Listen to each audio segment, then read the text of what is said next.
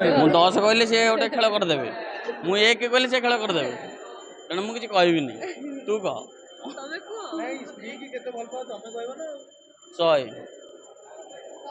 100 ରୁ 100 100 ରୁ 200 ହେଇଯିବ 10 ରୁ 100 କୋଉଠୁ ମତେ କେବଳ ଏଇ ଗୋଟିଏ ସ୍ତ୍ରୀ ଭଲ ଲାଗେ। ଆନ୍ସରରେ ବହୁତ ବୋଲି ଆସିବ କିନ୍ତୁ ସେ ଆନ୍ସରଟା ଯଦି 10 ମାର୍କିଆ ହୁଏ ମାନେ କିଛି ଗୋଟେ ଲଙ୍ଗରେ କହିବ ତମେ ତମ ସ୍ତ୍ରୀ କି କେତେ ଭଲ ପାଅ?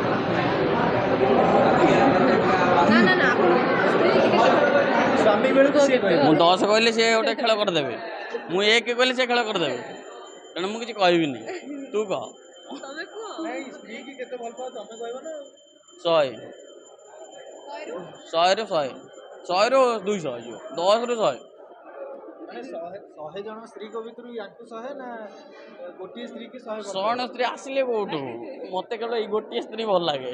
ଏଇ ଗୋଟିଏ ସ୍ତ୍ରୀ ଭିତରେ ତମେ 100 ଜଣଙ୍କୁ ଦେଖୁଛ। ହଁ 100 ଜଣ ମୁଁ ବୁଝିପାରୁନି 100 ଜଣ କାହିଁ ଦେଖିବି ମୁଁ ଗୋଟିଏ ସ୍ତ୍ରୀ ତ ଗୋଟିଏକୁ ଦେଉଛି କୋଟିଏରେ ଗୋଟିଏ। ନାଇଁ ଇଏ ସତ କଥା ମ୍ୟାଡମ ପୁରା ଡରିକି ଅଛନ୍ତି ସାର୍। ନା ଡରିକି ନୁହଁ ଡରିକି ନୁହଁ ସେଟା ହଉଛି ଭଲ ପାଇବା ଆଉ ପ୍ରେମ ଆଉ ଡର ସିଏ ଜାଣିଛନ୍ତି ନା ତାକୁ କଣ କହିବି। ବାହାଘର କଣ କହିବେ ତାଙ୍କ ଦି ଜଣ? ବହୁତ ବହୁତ ବେଷ୍ଟ ୱିଶେସ୍ ଦେବି।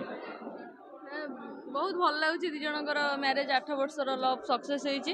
ସେମାନେ ବହୁତ ଆଗକୁ ଯାଆନ୍ତୁ ନିଜ ଲାଇଫରେ ସେ ଉନ୍ନତି କରନ୍ତୁ ବେଷ୍ଟ ଆଉ କିଛି କହିବିନି। ତାପରେ ମୁଁ ବହୁତ ଖୁସି ମୋ ମାନେ ନିଜର ନନା ନାନୀଙ୍କର ବାହାଘର ମୁଁ ବହୁତ ଖୁସି ପକେଟରେ ହାତ ପୁରେଇ ବସିଛି ଆଉ କ'ଣ କହିବି ମାନେ ମୁଁ ପୁରା ପୁରା ଖୁସି ମୋର ବି କହିବାର ବାହାଘର ପରେ ମ୍ୟାଡାମ ଧନୀ ହେଇଛନ୍ତି ଆଉ ତମେ ଗରିବ ହେଇଯାଇଛ ବୋଧେ କାହିଁକିନା ସିଏ ଚଷମା ପିନ୍ଧୁଛନ୍ତି ତମେ ପିନ୍ଧି ପାରୁନ। ପକେଟରେ ପୁରେଇ ବୁଲୁଛନ୍ତି ଚଷମା ତ ଅନ୍ଧମାନେ ହିଁ ପିନ୍ଧନ୍ତି। ତମେ ତ ଅନ୍ଧ କହୁଛ। ଚଷମା ତ ସବୁ ପିନ୍ଧନ୍ତି ଅସୁବିଧା କ'ଣ? ଟିକେ ଆମେ ଚଷମା କାଢିକି ଦେଖିବା ଦି ଜଣଙ୍କ ଲୁକ୍ସ ଆଖି ଦେଖିଦିଅ ଧଳା ଆଖି।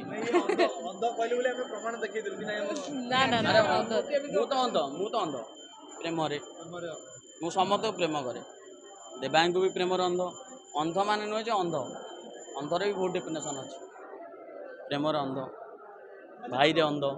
ଘରେ ତମେ ତମ ଭାଇକି ତ ବନେଇ ଦେଇଥିବ ଛୋଟ ଭାଇଟାକୁ କିନ୍ତୁ ଘରେ କେମିତି ବନେଇଲ ମ୍ୟାଡାମ?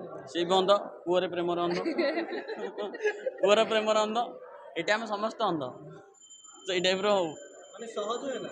ହଁ ସବୁ ସହଜ ପ୍ରେମ ଥିଲେ ସବୁ ସହଜ। ଆପଣଙ୍କ ଶାଶୁ ଘରେ କିଏ କେତେ ଷ୍ଟ୍ରଙ୍ଗ ମାନେ ଷ୍ଟ୍ରିକ୍ଟ ଅଛନ୍ତି?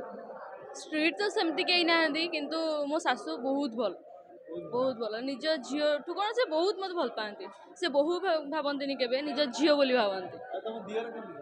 ଦିଅର ବହୁତ ବଢ଼ିଆ ବହୁତ ଆଜି ଆମେ ଦେଖିଥିଲୁ ଦିଅର ଭାଉଜ ସ୍ୱାମୀ ପୁରା ମିଶି ମାସିକି ନାଚୁଥିଲା। ହଁ ସେ ବଣ୍ଡିଙ୍ଗଟା ସେମିତି ଷ୍ଟ୍ରଙ୍ଗ ଅଛି ନା ସେଇଠି। ଘରେ କେବେ ଏମିତି ପାଟି ହୁଏ ନା ନାଇଁ? ହଁ ହୁଏ ମିଶିକି ଏନ୍ଜୟ ବି କରୁ ଭଲ ଲାଗେ। ତମ ଫ୍ୟାନ୍ ଫଲୋଅର୍ସ ଆଉ ଏମିତି ଭିଡ଼ିଓ ଦେଖୁଥାନ୍ତୁ ଆମକୁ ଭଲ ପାଉଥାନ୍ତୁ ଧନ୍ୟବାଦ।